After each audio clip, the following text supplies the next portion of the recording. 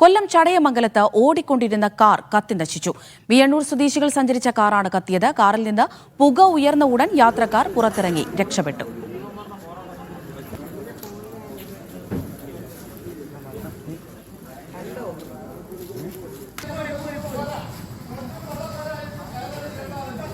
Lijo Rollins കൊല്ലത്ത് നിന്ന് വിവരങ്ങൾ നൽകാനായി ചേരുന്നുണ്ട്. ലിജോ, എങ്ങനെയാണ് കാറിന് തീപിടിച്ചത് എന്ന കാര്യത്തിൽ വ്യക്തതയുണ്ടോ? ആളപായമൊന്നുമില്ലല്ലോ അല്ലേ?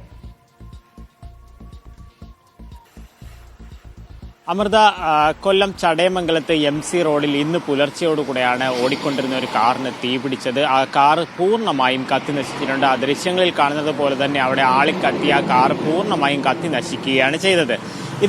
ഈ വാഹനത്തിലുണ്ടായിരുന്നത് വിയണ്ണൂർ സ്വദേശിയായിട്ടുള്ള മനോജും കുടുംബവുമായിരുന്നു. ഇവർ ഈ ചടയമംഗലത്ത് നിന്ന് വയ്യാനത്തേക്ക് വരികയായിരുന്നു. ആ സമയത്താണ് ഇത്തരത്തിൽ കാറിന്റെ ബോണറ്റ് ഭാഗത്ത് നിന്നും പുക ഉയരുന്നത് ശ്രദ്ധയിൽപ്പെട്ടുകൊണ്ട് വളരെ വേഗം തന്നെ കാറ് ഒരു വശത്തേക്ക് ഒതുക്കിയിട്ടു. ആ വശത്തേക്ക് ഒതുക്കിയിട്ടതിന് ശേഷം കുടുംബം വാഹനത്തിൽ നിന്ന് പുറത്തിറങ്ങിയതിന് പിന്നാലെ വളരെ വേഗത്തിൽ തന്നെ ആ കാറിന് തീ പിടിക്കുകയും തീ ആളിപ്പടരുകയും ചെയ്തു. നാട്ടുകാരൊക്കെ ഓടിക്കൂടി അത് തീയണയ്ക്കാൻ ശ്രമിച്ചെങ്കിലും നടന്നില്ല. തുടർന്ന് കടയ്ക്കലിൽ നിന്നും ഫയർഫോഴ്സ് സംഘം എത്തിയാണ് തീ കെടുത്തിയത്. ആ തീ കെടുത്തുമ്പോഴേക്കും കാറിന് അത് പൂർണ്ണമായും കത്തി നശിക്കുകയും ചെയ്തിട്ടുണ്ട്. ഇതുമായി ബന്ധപ്പെട്ടുകൊണ്ട് ഈ കൃത്യമായി എന്താണ് തീപിടുത്തത്തിന് കാരണം എന്നുള്ളതെല്ലാം കണ്ടെത്താൻ കൃത്യമായി പരിശോധന നടത്തണം. പക്ഷേ പ്രാഥമികമായ ഒരു നിഗമനം എന്ന് പറയുന്നത് റേഡിയേറ്ററിലെ വെള്ളം തീർന്നുപോയി അമിതമായി ചൂടായതിനെ തുടർന്നാണ് പുക ഉയരുകയും തീപിടുത്തം ഉണ്ടായെന്നുള്ളതാണ് പ്രാഥമികമായിട്ടുള്ള ഒരു വിലയിരുത്തൽ.